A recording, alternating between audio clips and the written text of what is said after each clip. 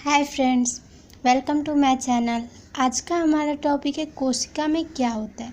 कोशिका में विभिन्न तरह के अंगाणु होते हैं। तो मैंने यहाँ पे फॉर एग्जांपल लिया है जीवधारी की कोशिका की।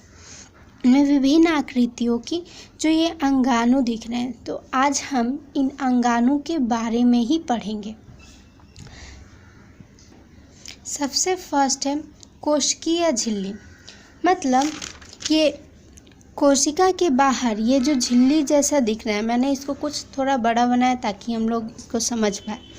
ये जो झिल्ली दिख रही है, ये झिल्ली ही एक कोशिका को दूसरे कोशिका से अलग बनाती है। इनमें ये जो छिद्र दिख रहे हैं, इन छिद्र के ऊपर ही डिपेंड करता है कि इसमें कौन सा पदार्थ आएगा या नहीं आएगा। देखते हैं अब इसमें किधर क्या है। कोशिका के बाहर जो झिल्ली दिखती है, मतलब कि कोशिका के बाहर जो झिल्ली है उसको बोला जाता है प्लाज्मा झिल्ली या कोशिका झिल्ली। ठीक है, इनमें छिद्र होते हैं। हमने दिखाया कि उसके ऊपर ही डिपेंड करता है जल या कोई भी पदार्थ आएगा या नहीं आएगा।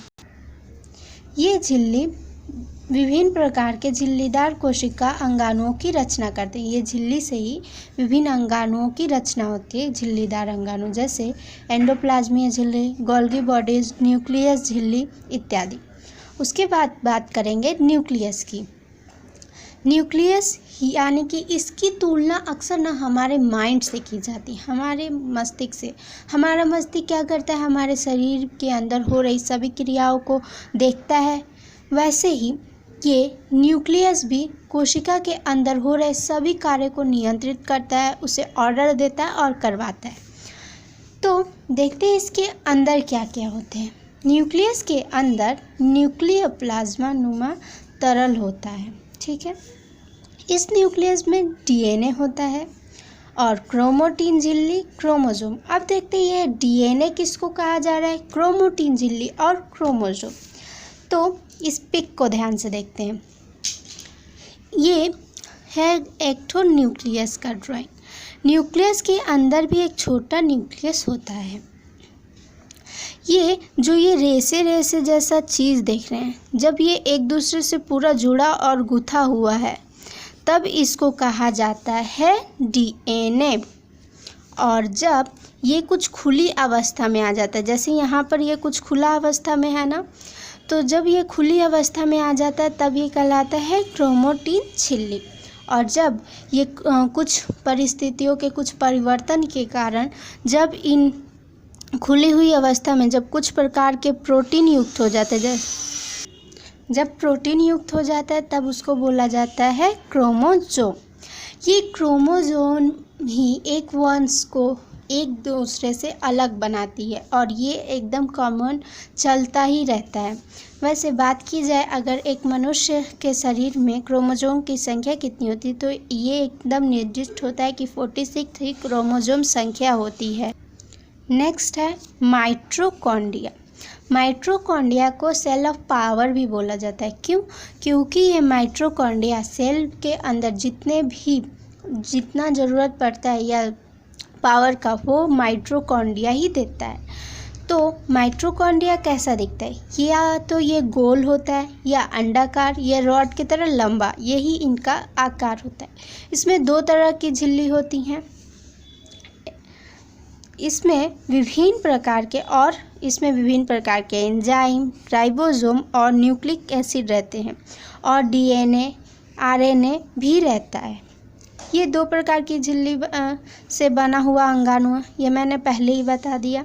ये क्या करते हैं, जो भी भोजन सेल के अंदर होता है उसको खंडन करते हैं, उसको हटाते हैं, साइड करते हैं और उससे क्या बनाते हैं, ग्लूकोज, एमिनो एसिड और फैटिक एसिड, और ऊर्जा उत्पादन करने में हेल्प करते हैं। अब बात करते हैं ये एंडोप्लाज्मीय जालिका। ये किस तरह के होते हैं, ये तो जो हमारा न्यूक्लियस है, कोशिकीय झिल्ली के जो कोशिका के बाहर झिल्ली होती है वहाँ से लेकर के न्यूक्लियस तक ये फैले होते हैं।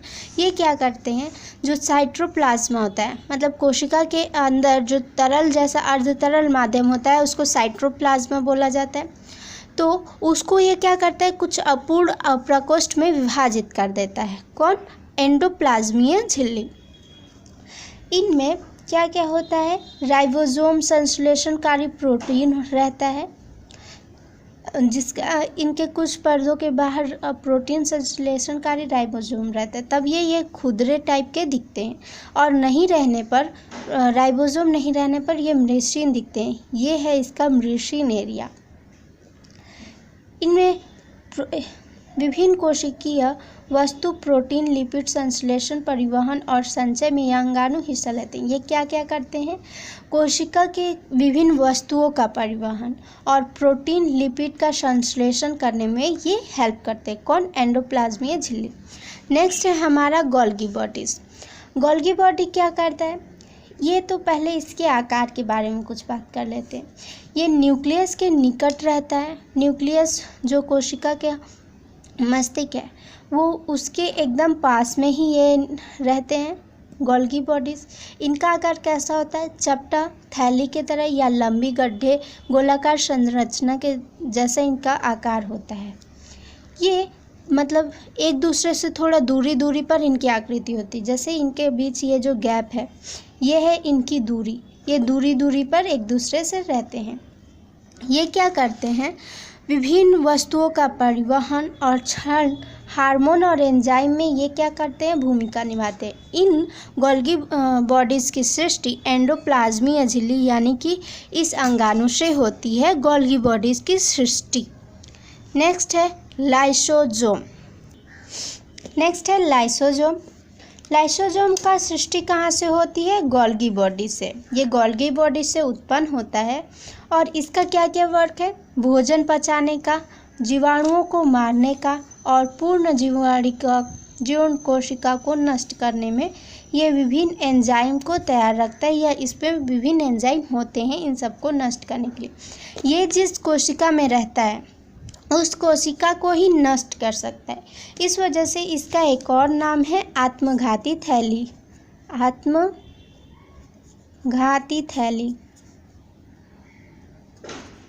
थैली भी इसको कहा जाता है, क्योंकि ये और इसका ज़्यादा संख्या बढ़ जाने से क्या होता है? कैंसर जैसी रोग भी हो सकता है। नेक्स्ट है राइसोसोम। ये कैसे अंगाणु होते हैं? ये झिल्ली विहीन अंगाणु होते हैं। इनके बाहर किसी भी तरह का कोई झिल्ली नहीं होता है। ये क्या क्या कार्य करते हैं? ये सिर्फ प्रोटीन संश्लेषण वर्क में ही हेल्प करते हैं। इनका यही मेन वर्क है, प्रधान कार्य है। संश्लेषण प्रोटीन कोशिका की क्षतिपूर्ति में और नई कोशिका के निर्माण में हिस्सा लेती है। ये जो प्रोटीन संश्लेषण करते हैं, इनकी प्रोटीन संश्लेषण के वजह से ही कोशिका के अंदर जो प्रोटीन की कमी होती है उसकी पूर्ति होती है, और नई कोशिका के निर्माण में भी ये हेल्प करते हैं। ये थे कुछ बेसिक अंगाणु कोशिका के, जिसके बारे में आज हमने पढ़ा।